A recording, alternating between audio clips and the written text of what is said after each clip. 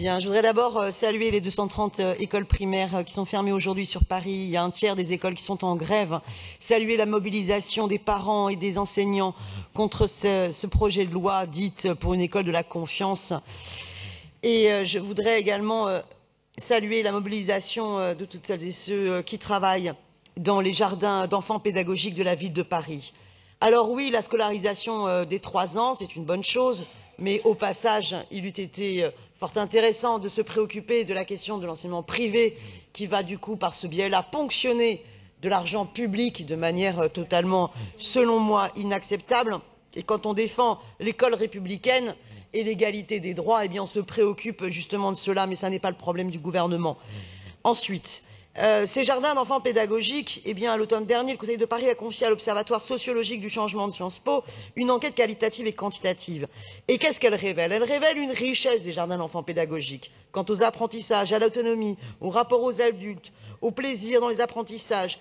L'enquête insiste sur le fait que l'accompagnement est très différent de celui proposé par les écoles maternelles et que dans l'intérêt de l'enfant, c'est extrêmement positif ce qui s'y passe. Alors oui, il serait bien que le modèle de ces jardins d'enfants pédagogiques eh bien, se généralise sur l'ensemble du territoire de la République. Et dans le cadre de cette bataille-là, eh bien, je souhaite qu'on ne se dise pas, ben ça y est, il y a la scolarité dès 3 ans, donc on ferme ces jardins pédagogiques et peu importe l'intérêt de l'enfant. Non.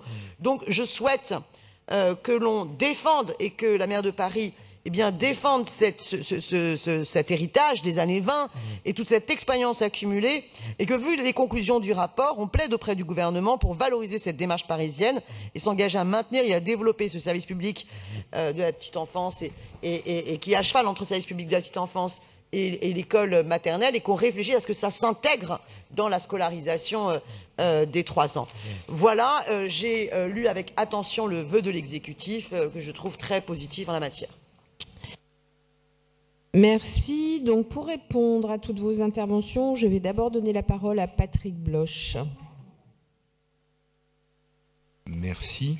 Pourquoi d'abord? Pourquoi d'abord à Patrick Bloch?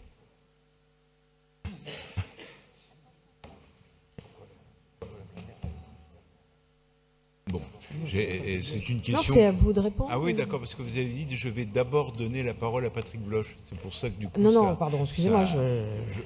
Ça m'interrogeait. Merci.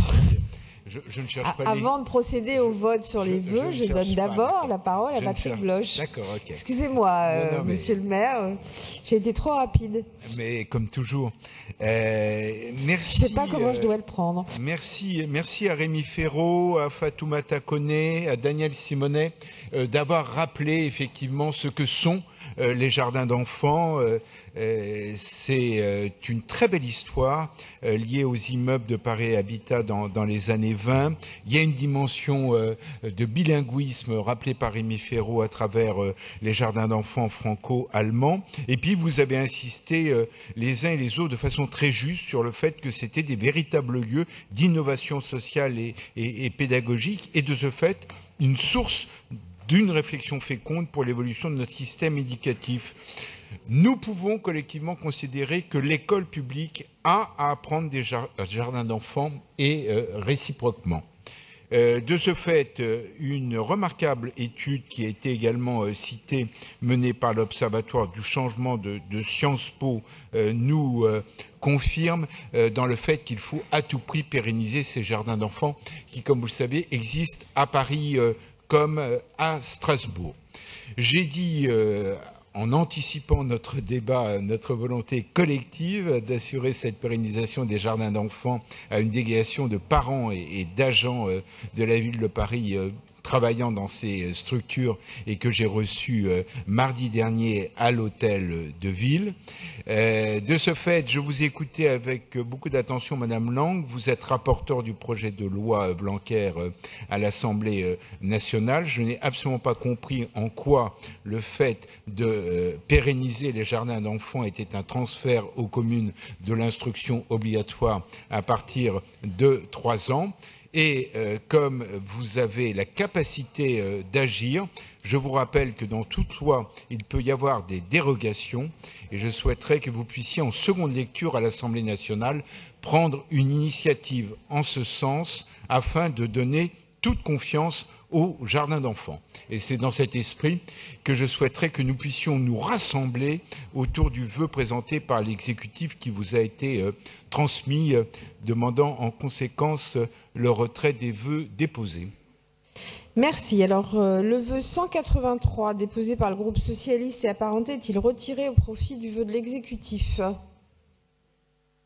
Merci. Le vœu 184 déposé par le groupe écologiste est-il retiré au profit du vœu de l'exécutif? Oui, merci. Le vœu 185 déposé par le groupe démocrate et progressiste est-il retiré au profit du vœu de l'exécutif?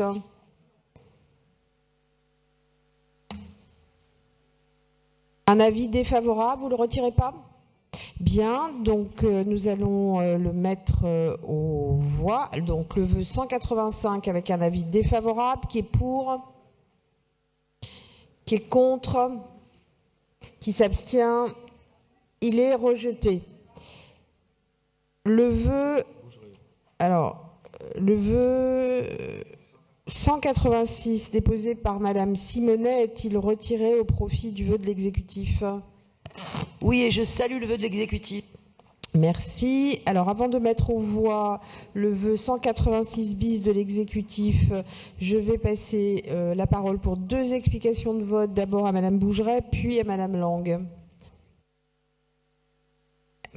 Merci Madame la maire. Très brièvement, nous nous abstiendrons sur le vœu de l'exécutif. Il y a évidemment des bonnes choses et nous étions plutôt favorables à ce qu'il y ait une réflexion sur l'avenir des jardins d'enfants, ce qui est d'ailleurs porté par le vœu de Madame Lang. Mais là, vous mettez un peu la charrue avant les bœufs. C'est bien de se poser les questions, mais vous actez déjà le fait que ces jardins d'enfants, aussi intéressants et pertinents, et notamment dans le domaine de l'accueil des enfants handicapés soit-il, ont vocation à exister de manière pérenne. Une fois encore, le Conseil de Paris se fait législateur à la place du législateur. Je pense qu'il y a beaucoup de parlementaires sur ces bancs pour, s'ils le souhaitent, essayer d'amender la loi qui est en cours de discussion au Parlement. En tout état de cause, notre groupe s'abstiendra à ce stade sur le vœu de l'exécutif et votera le vœu de Madame Lang. Merci. Madame Lang. Oui, 3 points rapides. L'étude de l'OSC, les conclusions seront rendues en décembre 2019, donc pour l'instant, personne ne peut se prévaloir des conclusions de l'étude de l'OSC. Premier point.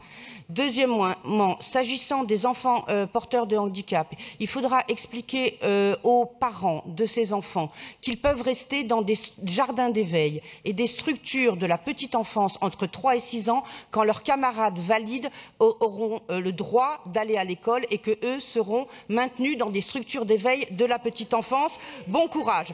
Troisièmement, je terminerai par une citation du SNUIPP, une fois n'est pas coutume. Le maintien des jardins d'enfants est un transfert des questions éducatives vers le privé et les communes. C'est un mauvais signal envoyé à l'école maternelle. Je voterai évidemment contre le vœu de l'exécutif. Bien, donc nous allons passer. Monsieur Ferraud, une explication de vote. Chut, chut. C'est Monsieur Ferraud tout seul, s'il vous plaît, Madame Lang. Merci Madame la maire. Nous voterons d'autant plus le vœu de l'exécutif que les propos d'Anne-Christine Lang là ne peuvent que nous inquiéter et marquent quand même beaucoup de déconnexion par rapport à la réalité du terrain. Madame Lang, vous n'avez pas la parole. Parisien, mais j'invite Anne-Christine Lang à développer auprès de la communauté éducative ces arguments qui me paraissent incroyables et tellement déconnectés de la réalité parisienne.